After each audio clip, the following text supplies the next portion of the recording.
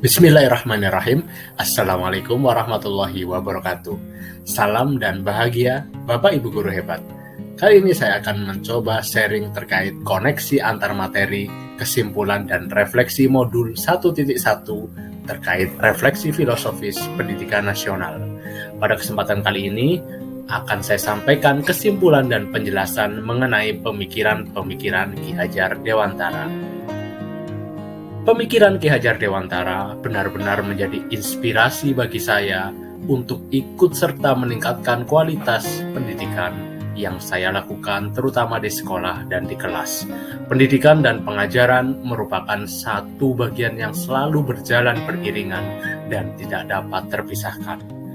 Menurut Ki Hajar Dewantara, pendidikan memberikan tuntunan terhadap segala kekuatan kodrat yang dimiliki anak agar ia mampu mencapai keselamatan dan kebahagiaan yang setinggi-tingginya, baik sebagai seorang manusia maupun sebagai anggota masyarakat. Sedangkan pengajaran merupakan proses pendidikan dalam memberi ilmu atau berfaedah untuk kecakapan hidup anak secara lahir dan batin. Ki Hajar Dewantara juga menjelaskan bahwa pendidikan adalah tempat persemaian segala benih-benih kebudayaan yang hidup dalam masyarakat kebangsaan. Inti dari filsafat pendidikan Ki Hajar Dewantara adalah perubahan.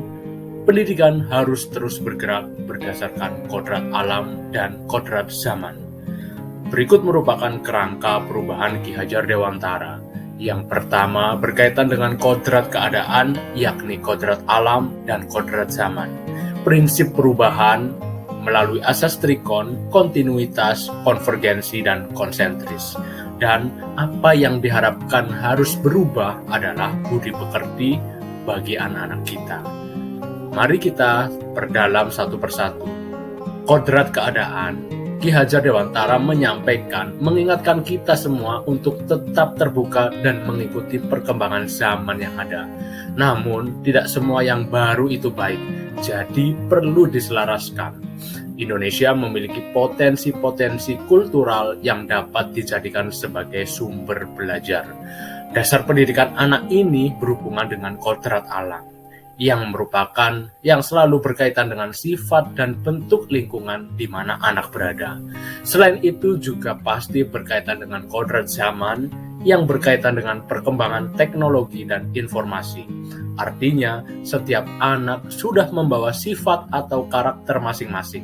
Jadi, kita sebagai guru tidak bisa menghapus sifat dasar tersebut.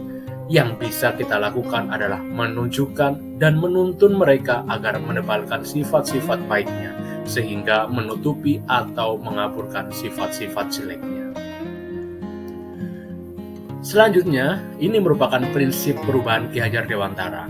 3 asas ini dikenal sebagai asas trikon, yaitu yang pertama adalah continue. Artinya pengembangan yang dilakukan harus berkesinambungan, dilakukan secara terus-menerus dengan perencanaan yang baik. Suatu kondisi yang baik tidak mungkin dapat dicapai dalam sekali waktu seperti membuat mie instan. Yang kedua adalah konvergen. Artinya pengembangan yang dilakukan dapat mengambil dari berbagai sumber di luar, bahkan dari praktik pendidikan di luar negeri. Dan yang ketiga adalah konsentris, yang artinya pengembangan pendidikan yang dilakukan harus tetap berdasarkan kepribadian kita sendiri. Tujuan utama pendidikan adalah menuntun tumbuh kembang anak secara maksimal sesuai dengan karakter kebudayaannya sendiri. Apa yang diharapkan berubah adalah budi pekerti. Ki Hajar Dewantara menyampaikan budi pekerti merupakan keselarasan atau keseimbangan hidup antara cipta, rasa, karsa, dan karya. Keselarasan hidup anak dilatih melalui pemahaman kesadaran diri yang baik tentang kekuatan dirinya, kemudian dilatih mengelola diri agar mampu memiliki kesadaran sosial bahwa ia tidak hidup sendiri dalam relasi sosialnya, sehingga ketika membuat sebuah keputusan yang bertanggung jawab dalam kemerdekaan dirinya dan kemerdekaan orang lain. Selanjutnya, Ki Hajar Dewantara juga mengibaratkan bahwa pendidik adalah sebagai seorang petani. Pendidik hanya dapat menuntun tumbuh atau hidupnya kekuatan-kekuatan itu. agar dapat memperbaiki lakunya, bukan dasarnya, hidup dan tumbuhnya itu. Hal ini dianalogikan seperti seorang petani. Petani yang menanam padi misalnya, hanya dapat menuntun tumbuhnya padi. Ia dapat memperbaiki kondisi tanah, memelihara tanaman padi, memberi pupuk dan air, membasmi ulat-ulat atau jamur-jamur yang mengganggu hidup tanaman padi dan lain sebagainya. Meskipun pertumbuhan tanaman dapat diperbaiki, tetapi ia tidak dapat mengganti kodrat padi. Padi tidak bisa diubah menjadi jagung ataupun tanaman lainnya. Begitu juga dengan murid, tidak ada yang dapat mengubah kodrat alam anak karena anak dilahirkan dengan kodratnya masing-masing dan dasar jiwanya masing-masing. Guru hanya dapat menuntun. Bagaimana cara guru menuntun akan membawa pengaruh yang sangat besar terhadap tumbuh kembangnya anak-anak. Setelah mempelajari modul ini, saya telah memutuskan bahwa inilah saat yang tepat untuk kembali meluruskan niat dan memperbaiki sebagai seorang guru sekolah dasar. Perubahan yang saya rasakan, saya dapat mengubah cara pandang saya terhadap anak didik saya. Saya akan menuntun mereka mengeksplorasi pengetahuan dan pemahaman mereka dari pengalaman belajar yang mereka lakukan di sekolah. Saya akan tuntun mereka dalam mencari jati diri mereka dengan kodratnya masing-masing dan menjadi jati diri yang bermakna bagi mereka. Pendidikan harus berorientasi penuh pada murid, bebas dari segala ikatan, dengan suci hati mendekati sang anak, tidak untuk meminta suatu hak, namun untuk berhamba pada sang anak. Penerapan di sekolah, bagaimana proses pembelajaran dan suasana kelas yang mencerminkan pemikiran Ki Hajar Dewantara terlaksana di SDN Pasar Keling 5 186 Surabaya. Di SDN Pasar Keling 5 186 Kota Surabaya, menerapkan penanaman budi pekerti melalui budaya 5S, yaitu senyum, sapa, salam, sopan, dan santun setiap pagi sebelum mengawali aktivitas belajar di sekolah. Selain penanaman budaya tersebut, sekolah kami melatih dan menumbuhkan jiwa kemandirian dan kedisiplinan anak dalam upaya mentaati peraturan sekolah yang sudah dibuat dalam upaya pencegahan penyebaran virus COVID-19 pada contohnya ini.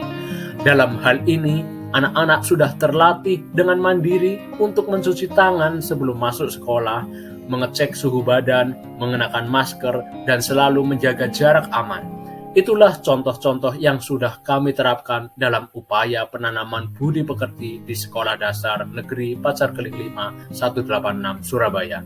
Lalu bagaimana dengan proses pembelajaran di sekolah kami? SDN Pasar Keling 5 selalu mengupayakan untuk mengakomodir semua kebutuhan murid, seperti karakteristik, minat belajar, dan berbagai gaya belajar siswa.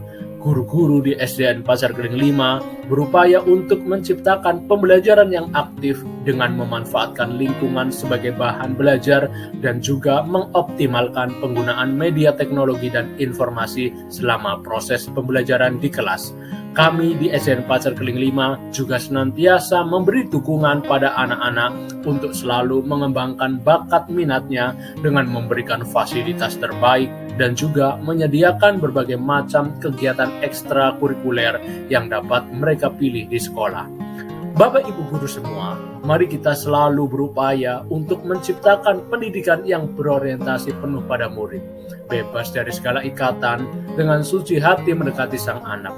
Tidak untuk meminta suatu hak, namun untuk terus berhamba pada sang anak. Terima kasih, saya Anjang Taufan Amaduzon dari SDN Pasar Keling 5 186 Surabaya, calon guru penggerak Angkatan 6. Salam dan bahagia.